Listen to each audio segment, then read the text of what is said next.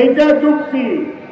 হাসিনা গেছে, প্রধানমন্ত্রী নাই, সরকার নাই, কাজে আমরা হাসিনাকে তাড়াইছি। প্রথমে হবে প্রধানমন্ত্রী হবে, সরকার হবে, পার্লামেন্ট হবে, তারপরে স্থানীয় ইলেকশন হবে। খুব সোজা কথা।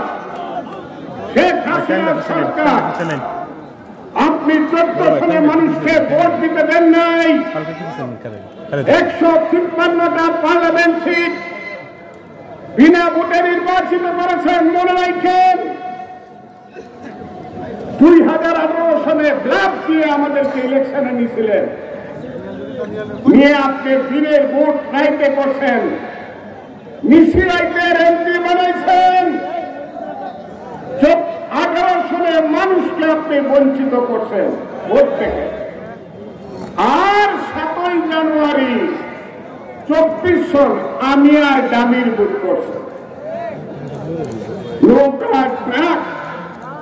কোন মার্কা না, সব মার্কা ছিল হাসিনা মার্কা।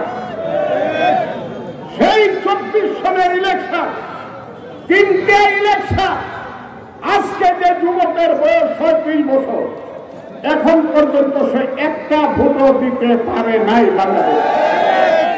সেই ভোটটা আমরা দিতে চাই। আমরা যে স্লোগান দিছি 3 তারিখে আগস্টে, কি স্লোগান? এক দফা। বলেন তো স্লোগানটা কি? এক দফা এক দাবি। হাসিনা তুই কবে যাবি? ইউনূস সাহেব, আপনি আমাদের মাথার মনি, আপনি ফ্রান্সে ছিলেন, আপনি শুনছেন দূরে থেকে, কিন্তু বাংলাদেশের এটা আল্লাহর নামে সত্য বলছি, একটা স্লোগান ছিল এক দফা এক দাবি। হাসিনা তুই কবে যাবি? কথাটা ঠিক না দেখি? হাসিনা কি স্থানীয় সরকারের উপজেলা চেয়ারম্যান ছিল? সে তো কেন্দ্রীয় সরকারের প্রধানমন্ত্রী ছিল।